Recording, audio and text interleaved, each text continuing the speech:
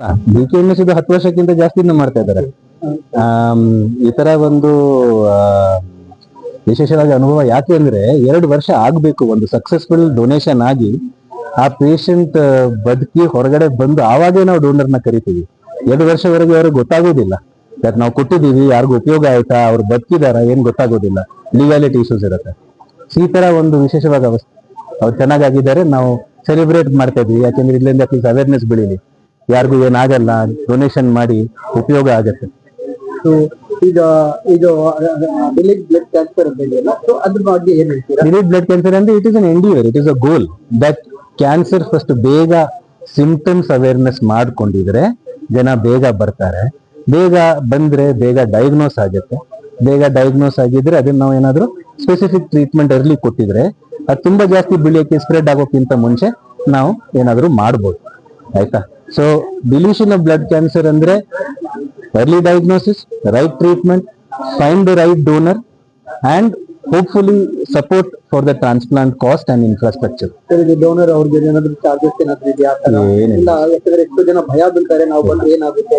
ಏನಾಗಲ್ಲ, ಡೋನರ್ಗೆ ಚಾರ್ಜ್ ಏನಿಲ್ಲ, ಪೇಷಂಟ್ಗೂ ಇದ್ರಲ್ಲಿ ಏನಿಲ್ಲ. ಬಟ್ ಪೇಷಂಟ್ ಡೋನರ್ ಈಗ ಕಾಂಗೋ ಇದೆ ಅಂತ ಅನ್ಕೊಳ್ಳಿ, ನಾವು ಅಲ್ಲೇ ಡೊನೇಷನ್ ಮಾಡಿ ಬರೀ ಸ್ಟೆಮ್ ಸೆಲ್ ಫ್ಲೈಟ್ ಮುಖಾಂತರ ಗ್ರೀನ್ ಚಾನೆಲ್ ತಗೊಂಡ್ ಬರ್ತೀವಿ. ಅದಕ್ಕೆ ನಾವು ಹ್ಯಾಂಡ್ಲಿಂಗ್ ಚಾರ್ಜಸ್ ಇರುತ್ತೆ ಫಾರ್ ದ ಟ್ರಾನ್ಸ್ಪೋರ್ಟ್. ಒಂದು ಡಾಕ್ಟರ್ ಇಟ್ಕೊಂಡು ಬರ್ತಾರೆ, ಹಾರ್ಟ್ ಲಿವರ್ ಹೆಂಗ್ ಹೋಗುತ್ತೆ ಅಲ್ಲ, ಅದೇ ಪ್ರೆಸಿಡೆನ್ಸ್ ಅಲ್ಲಿ. ಸೊ ಅದು ಬಿಟ್ಟು ಬೇರೆ ಏನಿಲ್ಲ. It is totally philanthropic, altruistic and not for profit. ಇದು ಜನರಿಗೆ ಉಪಯೋಗ ಆಗ್ಲಿ ಅಂತ. ಈ BKMS ಒರಿಜಿನ್ ಜರ್ಮನ್ ಇದೆ. ಅವರು ಫ್ಯಾಮಿಲಿಯಲ್ಲಿ ಯಾರಿಗೂ ಆಗ್ಬಿಟ್ಟು ಅವ್ರಿಗೆ ಬೇಜಾರಾಗಿ ಅವ್ರು ಈ ಡೊನೇಷನ್ ಸ್ಟಾರ್ಟ್ ಮಾಡಿರೋದು ರಿಜಿಸ್ಟ್ರಿ. ಸೊ ಬಹಳ ವರ್ಷ ಮುಂಚೆ ಇದು ಆಗಿರೋದು. ಈಗ ಇಂಡಿಯಾ ಒಂದು 10-15 ಇಯರ್ಸ್ ಅಂತ ಅವ್ರು ಇದ್ದಾರೆ, ಡಿಫ್ರೆಂಟ್ ನೇಮ್ಸ್ ಅಲ್ಲಿ ಇದ್ದಾರೆ. ಈಗ ಅದು ಕನ್ಸಾಲಿಡೇಟ್ ಮಾಡಿ ಜನರಿಗೆ ಒಂದ್ ಸ್ವಲ್ಪ ಇನ್ಫಾರ್ಮೇಶನ್ ಕೊಟ್ರೆ ದಟ್ ಇದು ಬಹಳ ಉಪಯೋಗ ಬಾಕಿ ಜನರಿಗೆ, ಶ್ಯೂರ್ ಆಗ್ತಾರೆ ಜನ. ಅದ್ರ ಅವ್ರಿಗೆ ಏನು ಲಾಂಗ್ ಟರ್ಮ್ ಪ್ರಾಬ್ಲಮ್ ಆಗಲ್ಲ ಅಂತ ಡೊನೇಷನ್ಗೆ ಮುಂದಕ್ಕೆ ಬರಬೇಕು ಅಂತ ನಾವು ಅವೇರ್ನೆಸ್ ಸ್ಪ್ರೆಡ್ ಮಾಡಬೇಕು. ಕಲ್ತ್ಕೊಂಡಿದ್ದಾರೆ, ಅವ್ರದ್ದು ಪ್ಯಾಷನ್ ಫಾಲೋ ಮಾಡ್ತಾ ಇದ್ದಾರೆ, ವಿದ್ಯಾಭ್ಯಾಸ ಮಾಡ್ತಾ ಇದ್ದಾರೆ. ಅದನ್ನ ನೋಡಿ ನಂಗೆ ತುಂಬಾ ಖುಷಿ ಆಯ್ತು. ಅನ್ಕೊಂಡಿರ್ಲಿಲ್ಲ ಇಷ್ಟು ಖುಷಿ ಆಗತ್ತೆ ಈ ತರ ಒಂದು ಸಣ್ಣ ಒಂದು ಹೆಲ್ಪ್ ಮಾಡಿ.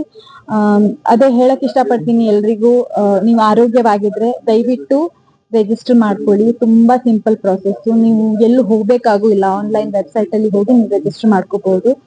ಅಂಡ್ ಅದಾದ ನಂತರ ಒಂದ್ ವೇಳೆ ಅದು 10 ಲಕ್ಷಕ್ಕೆ ಒಂದು ಚಾನ್ಸ್ ಸಿಗತ್ತೆ. ಒಂದ್ ವೇಳೆ ಸಿಕ್ಕಿದ್ರೆ ದಯವಿಟ್ಟು ನಿಮ್ಮ ಬಾಡಿ ಹೆಲ್ದಿ ಇದ್ರೆ, ಅದು ಟೀಮ್ ಅವರು ಎಲ್ಲ ನೋಡ್ತಾರೆ, ನಿಮ್ದು BKMS ಟೀಮ್ ಅವರು ಬಾಡಿ ಚೆಕ್ಅಪ್ ಎಲ್ಲ, ನೀವು ಆರೋಗ್ಯವಾಗಿ ಇದ್ರೆ ಮಾತ್ರ ನೀವು ಮುಂದೆ ಅದನ್ನ ಬರಿಬಹುದು. ಆಮೇಲೆ ನಿಮ್ಗೆ ಏನು ಪ್ರಶ್ನೆ ಕ್ವಶನ್ಸ್ ಏನಿದ್ರು ನೀವು ನಿಮ್ಗೆ ಡಾಕ್ಟರ್ಸ್ ಎಲ್ಲರನ್ನೂ ಕೊಡ್ತಾರೆ. ನಿಮ್ ಪ್ರತಿ ಇಯರ್ ನಿಮ್ಗೆ ಕಾಲ್ ಮಾಡಿ ಕೇಳ್ತಾರೆ ನಿಮ್ ಹೆಲ್ತ್ ಹೇಗಿದೆ ಅಂತ. ಸೊ ನೀವ್ ಏನು ಚಿಂತೆ ಮಾಡೋ ಅವಶ್ಯಕತೆ ಇಲ್ಲ. ಸೊ ದಯವಿಟ್ಟು ನಿಮ್ಗೆ ಆ ಚಾನ್ಸ್ ಸಿಕ್ಕರೆ ರಿಜಿಸ್ಟರ್ ಮಾಡಿ ಮತ್ತು ಡೊನೇಟ್ ಮಾಡಿ ಅಂತ ನಾನು. Hello, I'm Patrick Paul, chairman of BKMS in India. Today we have a press meet of two people, a donor and a patient.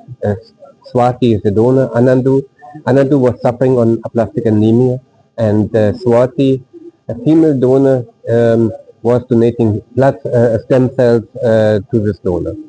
Today we meet because it's a special day for Swati and Anandu. After 2 years they were allowed to meet, and they were very happy about